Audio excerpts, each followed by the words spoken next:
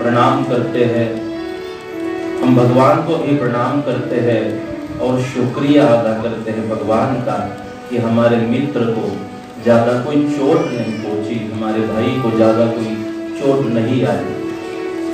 बाबा जी के साथ हमारे और भी ब्रह्मचारी थे, थोड़ी थोड़ी मार लगी है लेकिन ज़्यादा किसी को कुछ नुकसान नहीं हुआ। मैं मानता हूँ चैतन्य साधक परिवार के लिए हमारे बाबा जी और हमारे ब्रह्मचारी ही हमारी शोभा है, हमारे लिए सर्वस्व है। ये सारे हमारे लिए दीप स्तंभ है। ये हमें दिशा दर्शक बनकर हमें दिशा बताने का काम कर रहे हैं। इसलिए हमारे लिए हमारे सभी ब्रह्मचारी, उनका जीवन, हमारे बाबा जी, उनका जीवन बहुत महत्वपूर्ण है। मैं आप सब के मध्य में उपस्थित होकर आज भगवान से प्रार्थना भी करूंगा कि इन सब को दीर्घायु मिले और निरामय आयु परमात्मा प्रदान करे। क्योंकि जैसे बापूजी ने कहा है कि सद्गुरु के बिना भगवान तक पहुंचने का रास्ता नहीं मिल सकता। ये 12वां सुविचार बापूजी हम सबको दे गए। तो आज बापूजी के स्वरूप में यही तो सब है, जो बापूजी के विचार हम सबको दे रहे हैं। तो बहुत मैं अपनी प्रसन्नता व्यक्त करता हूँ कि हमारे बाबा जी को ज्यादा कुछ तकलीफ नहीं हुई। आप सबका प्रेम सुरक्षा कवच बनकर उनके साथ है, आगे भी रहेगा और मुझे विश्वास है कि हमेशा के लिए ये आपका प्रेम सुरक्षा कवच का काम करेगा और बाबा जी का स्वास्थ्य भी हमेशा के लिए ठीक रखेगा, मुझे विश्वास है। कल भी मैंने कहा था कि मैं और अपनी प्रसन्नता व्यक्त करूंगा हमारे सभी ब्रह्मचारी और संचालकों के लिए कि इन 4-5 दिनों में मैंने देखा, जैसे ही बात पता चली तो जहां जहां हमारे ब्रह्मचारी किसी आश्रम में थे, कहीं कोई काम में थे, सब के सब वहां पहुंचे। जो साथ में थे उन्होंने सबसे अच्छा संवाद चालू रखा, एक दूसरे से अच्छा कम्युनिकेशन एक दूसरे के साथ रखा। उनके लिए आपको संभालना भी जरूरी था, परिवार को, और उनके लिए बाबा जी को संभालना भी जरूरी था। तो मैंने जो कुछ अनुभव किया, मुझे बहुत अच्छा अनुभव रहा, मुझे बहुत अच्छा लगा, मुझे बहुत प्रसन्नता है कि हमारे सभी ब्रह्मचारियों ने, हमारे सभी संचालकों ने जिस समझदारी से इस प्रसंग को हैंडल किया है, जिस तरह से परिवार के इस वेदनाओं को संभाला है, तो बहुत ही अच्छी तरह से एक दूसरे के साथ अच्छी बात करते हुए, क्योंकि बहुत बार ये हो जाता है ऐसी घटनाएं घटने के बाद फिर समय उसी में जाता है, क्या करे ना करे, सब अलग अलग बातें करने लग जाते, उसी में देरी हो जाती है। लेकिन इसमें आप सब लोगों ने मिलकर जो चतुराई दिखाई है, आप सब ने मिलकर चैतन्य साधक परिवार और ब्रह्मचारियों के संगठन का जो प्रमाण दिया है, मैं मानता हूँ बापूजी भी बहुत प्रसन्न हुए होंगे आपके इस कार्यों से, आपके संगठन से, आपके एक मत से और आपके एक विचारधारा से। इसीलिए मैं अपनी प्रसन्नता व्यक्त करता हूँ हमारे सभी ब्रह्मचारियों के लिए भी, सभी अपने ट्रस्टी और चैतन्य साधक परिवार के लिए भी। तो आज भगवान का शुक्रिया करते हैं कि बहुत ही कृपा रही। और बिल्कुल बाबा जी के चेहरे में तो डॉक्टर भी बता रहे थे कि चिंता तो आप सब लोग कर रहे हो, लेकिन बाबा जी तो प्रसन्न है, बाबा जी तो खुश है, ऐसे लगता ही नहीं कुछ हादसा हुआ। तो ये परिणाम होता है साधना का, ये परिणाम होता है आत्मविश्वास का, ये परिणाम होता है गुरु के ऊपर जो विश्वास है उस विश्वास का। जैसे मीराबाई के सामने राणा जी जहर से भरा हुआ वो प्याला लेकर आए थे, मीराबाई को कहा आपको जहर पीना पड़ेगा। तो मीराबाई ने कहा कि कोई दिक्कत नहीं है, अगर मेरा भरोसा कृष्ण पर है और कृष्ण के लिए मैं जी रही हूँ, मेरे अगर बस गिरधर गोपाल ही है, मेरा अगर पूरा भरोसा है, पूरी श्रद्धा है, पूरा विश्वास है, तो मुझे इस जहर को डरने की जरूरत क्या है। और संत मीराबाई उस जहर के प्याले को प्राशन कर जाती है। और वही जो मीराबाई का विश्वास था, उस विश्वास ने जहर का अमृत बनाया। ये विश्वास की ताकत है। वही विश्वास हमने इन 4-5 दिनों में बाबा जी ने भी देखा। एक गुरु के ऊपर विश्वास कि गुरु है, और गुरु अगर है, मेरा पूरा विश्वास है, तो गुरु की जिम्मेदारी बन जाते हैं, लगा दो पार नैया को, नहीं तो डूब जाएगी, मेरा तो कुछ न बिगड़ेगा, तुम्हारी लाज जाएगी। ये विश्वास है। हमें वो समझा रहे थे कि डरने की कोई जरूरत नहीं, मैं स्वस्थ हूँ। ये विश्वास से होता है। ये तो हम अनुभव करते हैं, छोटा सा कोई दुख आ जाए तो हम घबरा जाते हैं, हिल जाते हैं। और अभी हमारे मित्र कह रहे थे, हमारे गुरु भाई कह रहे थे कि कोई योद्धा, हमें बहुत अच्छी बात लगी आपकी, मेरे लिए भी जरूरी थी। वो कह रहे थे कोई योद्धा अगर युद्ध करने निकले और थोड़ी सी चोट ना आए तो भाई युद्ध पे गया ही क्यों था। फिर युद्ध हुआ वो नहीं कहा रहा है। और आपकी जानकारी के लिए कह दूं, ये संत भी योद्धा होते हैं। हमारे जगत गुरु जी भी योद्धा थे, योद्धा। वही स्वभाव, वही आक्रामकता, वही आवाज, वही एक डिसीजन पावर सबके लिए, ये योद्धा होते हैं। और आज मैं बहुत प्रसन्नता व्यक्त करता हूँ कि योद्धा की तरह हमारे बाबा जी कह रहे हैं कि योद्धा की तरह मैं भी इस धर्म युद्ध में निकल पड़ा हूँ। और इस धर्म युद्ध को करते करते ये होना ही है, अगर छोटी सी चोट आ जाते है शरीर में तो कोई चिंता की बात है। ये धर्म युद्ध चल रहा है, अधर्म और धर्म का, सत्य और असत्य का।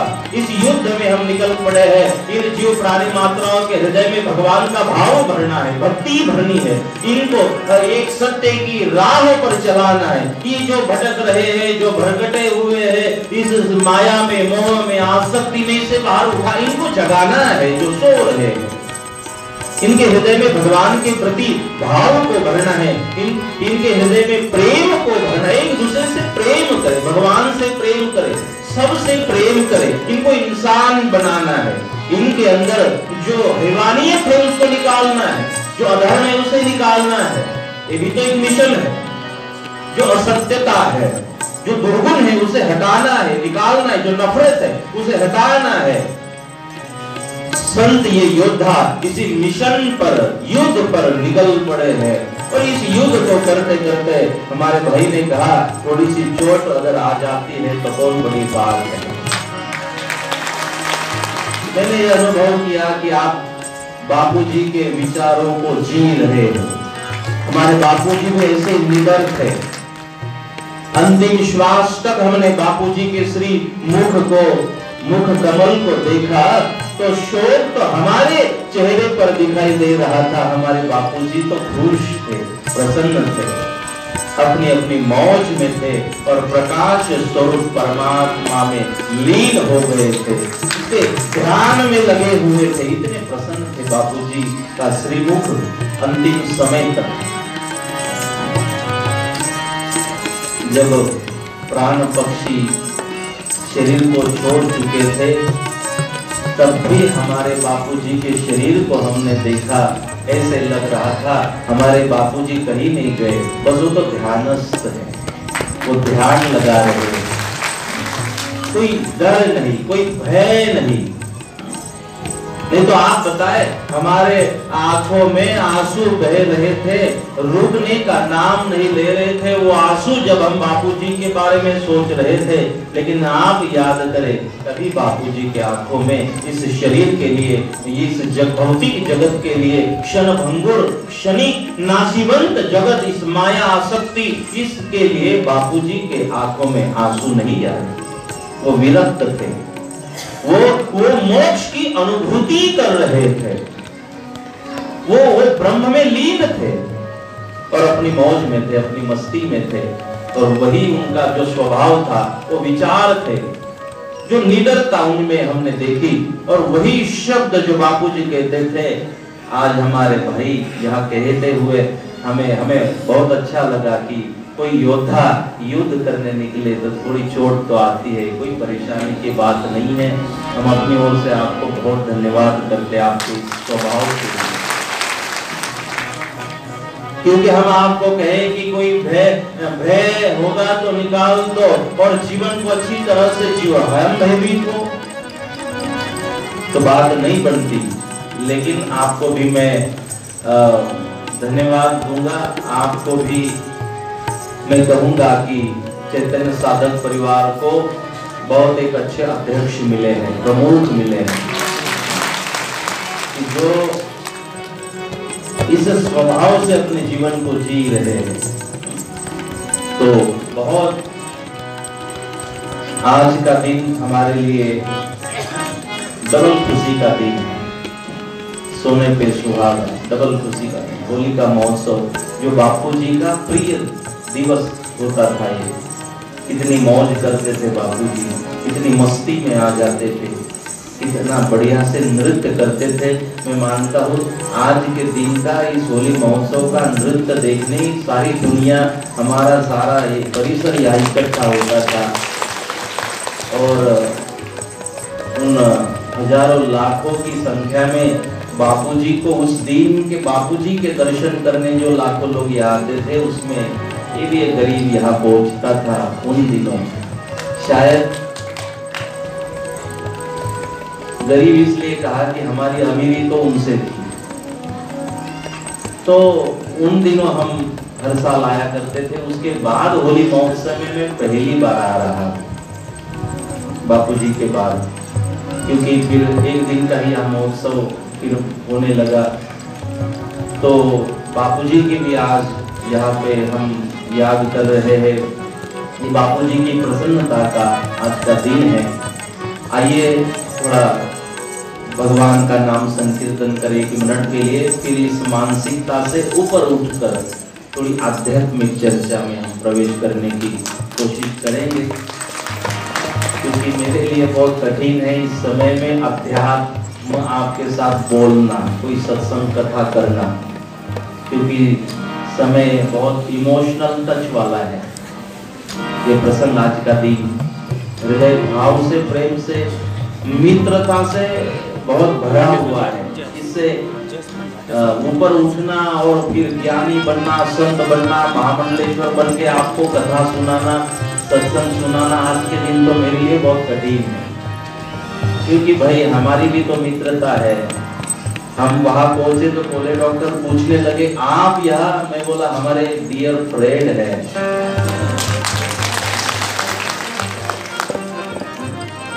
तो हमारे भाई है, तो इसीलिए उस भाव से ऊपर उठने की कोशिश करेंगे। आइए 1 मिनट के लिए।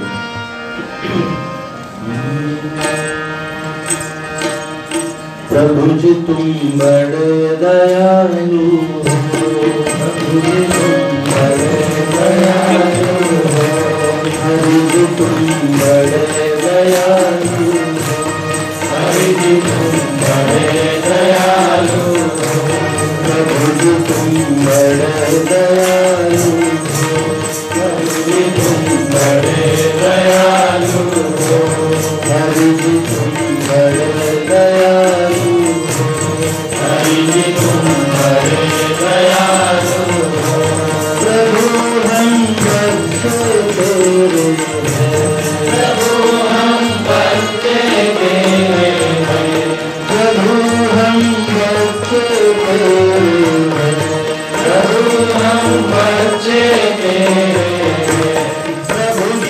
लाल तुम्हारे प्रभु जी हम लाल तुम्हारे प्रभु जी हम लाल तुम्हारे प्रभु जी हम लाल तुम्हारे प्रभु जी तुम बड़े दयालु प्रभु जी तुम बड़े दयालु प्रभु जी तुम बड़े कृपालु प्रभु जी तुम बड़े कृपालु।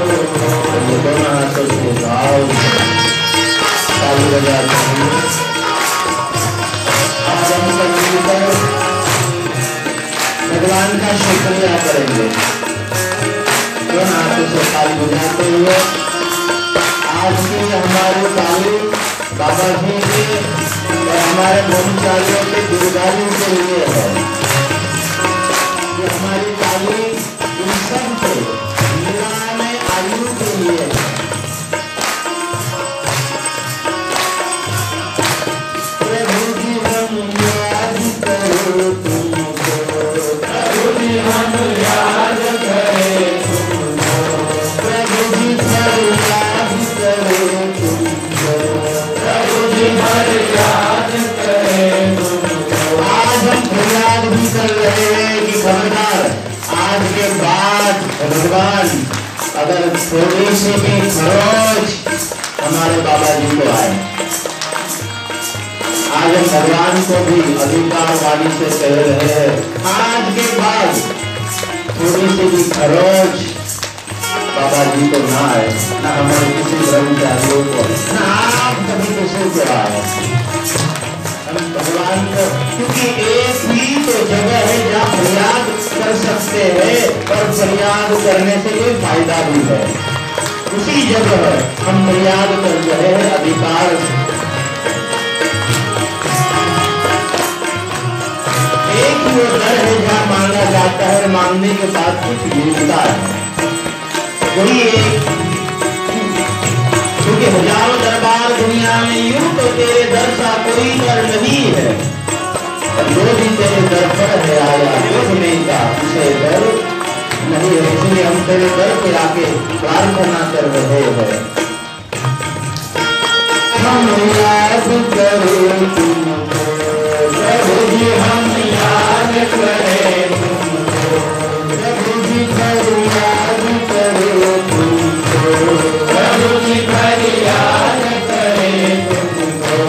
मेरा मन जपता है तुमको मेरा मन जपता है तुमको प्रभु जी मैं ध्यान लगाऊं प्रभु जी मैं ध्यान लगाऊं तुझी से लगन लगाऊं तुझी से लगन लगाऊं प्रभु जी तुम बड़े दयालु प्रभु जी तुम बड़े दयालु हरि जी तुम बड़े कृपालु हरि जी तुम बड़े कृपालु।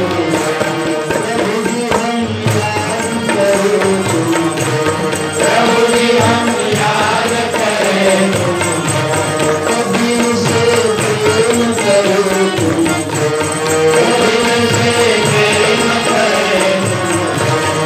मेरे मन में आ जाओ मेरे मन में आ जाओ आओ दर्श दिखा जाओ आओ दर्श दिखा जाओ प्रभु जी तुम बड़े दयालु प्रभु जी तुम बड़े दयालु हरि जी तुम बड़े कृपालु हरि जी तुम बड़े कृपालु प्रभु जी तुम बड़े कृपालु प्रभु जी तुम बड़े कृपालु हरि जी तुम बड़े दयालु हरि जी तुम बड़े दयालु हरि जी तुम बड़े कृपालु हरि जी तुम बड़े कृपालु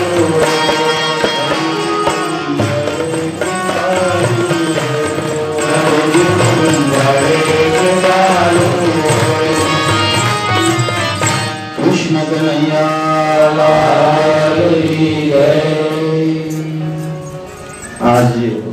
का बहुत ही एक बड़ा दिन हम सब के लिए है। आज होलिका का दहन हुआ था, होलिका का विनाश हुआ था और सदगुरु के प्यारे भगवान के प्यारे प्रहलाद का विजय हुआ था। उसकी जय जयकार हुई थी। वो आज का दिन कह रहा है कि जो सदगुरु का लाल है, जिसके हृदय में सदगुरु के प्रति, गुरुदेव के प्रति प्रेम है, श्रद्धा है, अटूट विश्वास है, जो सदगुरु के बताए हुए मार्ग पर चल रहा है, दुनिया की कोई ताकत उसे जला नहीं सकती। गीत में चाहे हिरण्यकश्यप आ जाए, हिरण्याक्ष, रावण, कुंभकर्ण या तो कंस आ जाए, दुनिया की कोई ताकत आ जाए, जिसके ऊपर हाथ हो सदगुरु का, उसका कुछ बिगड़ नहीं सकता। इसलिए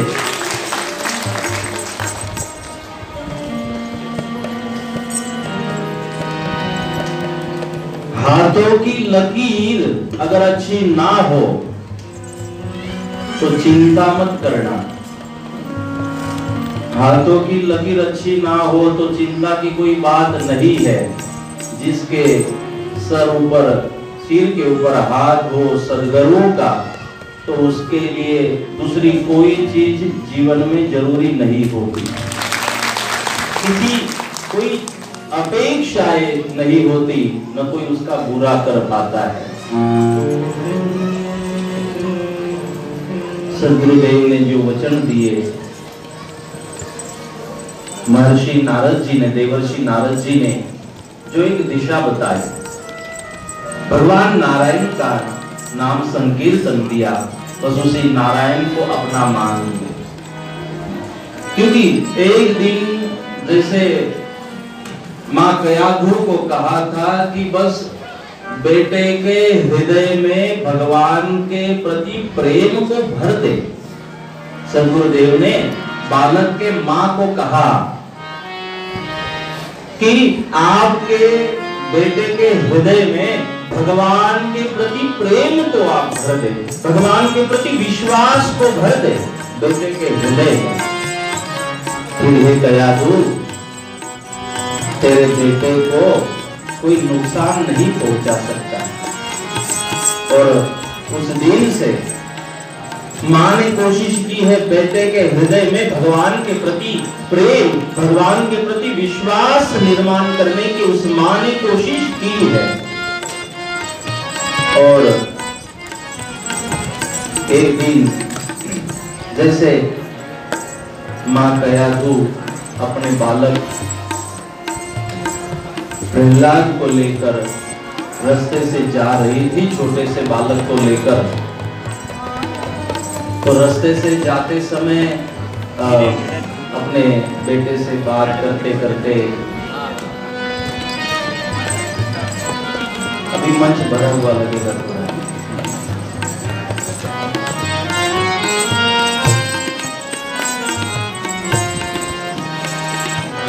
आपने दर्शन कर लिए हो तो थोड़ा सुंदर हम भी है दिखने में।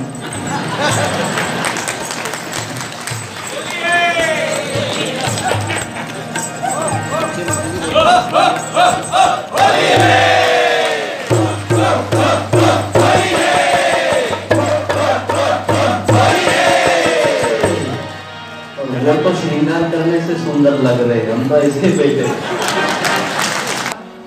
देवर्षि नारद जी सदगुरुदेव कह रहे हैं उस माँ को, अगर बेटे के भविष्य को सोच रही हो, अगर बेटे का कल्याण चाहती हो, तो बेटे के हृदय में भगवान के प्रति विश्वास भर दे, भगवान के प्रति प्रेम को भर दे। इसलिए माताएं सुने, आपकी खेती बाड़ी, आपका बनाया हुआ घर या तो आपके कमाए हुए पैसे बेटे का कल्याण नहीं कर सकते, लेकिन अगर आप बेटे के हृदय में भगवान के प्रति प्रेम भर देते हो, भक्ति भर देते हो, तो जरूर दुनिया का हर बालक प्रहलाद बन सकता है। आप सारी जाओ जलाली बेटे को और अपने संतान को छोड़कर चले जाओ, नहीं कल्याण हो सकता। ये भौतिक जगत से आप आपके बच्चों का कल्याण नहीं कर सकते। अगर सचमुच आप अगर पिता हो, आप माँ हो, आप भविष्य की चिंता कर रहे हो, आप बेटे के कल्याण के बारे में सोच रहे हो, उसका कल्याण करवाना चाहते हो, तो बेटे के लिए ये सारा छोड़ो, आपकी जिम्मेदारी, आप जाने। लेकिन एक बात जरूर करना, अपनी आने वाली जो पीढ़ी है उसके हृदय में जरूर भगवान के प्रति भाव, भक्ति, करुणा और प्रेम को भर देना। उस जीव का, बालक का, संतान का जरूर कल्याण होगा, और उसका ही नहीं आपका भी कल्याण होगा। इसलिए बेटे के लिए हमने करोड़ रुपए छोड़ दिए, उससे बेटे का कल्याण नहीं होता, बिगड़ेगा जरूर। लेकिन आप अगर उससे भगत बनाते हो, जननी जन तो भक्त जन का दाता का शूर, नहीं तो रेजे वाजनी मत गमा विष्णु, कि हम उस बेटे को प्रहलाद की तरह बनाएं।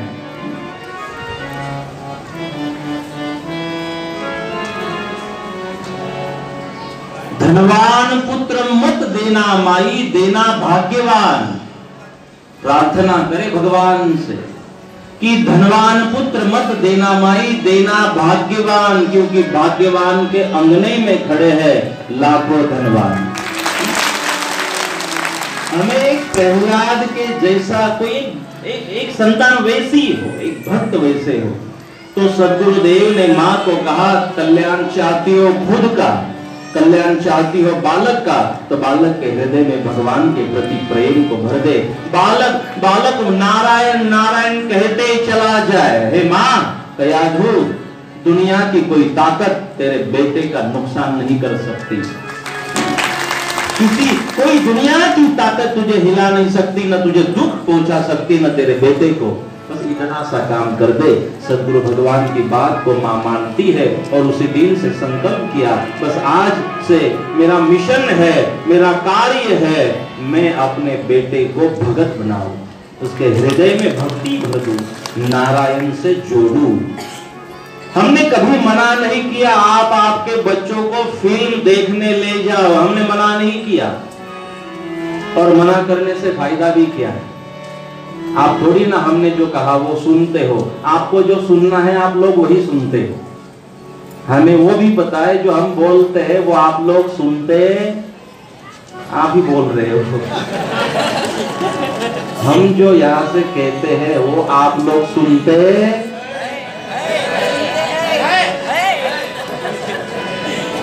चलो आज झूठ बोल सकते हो, होली है।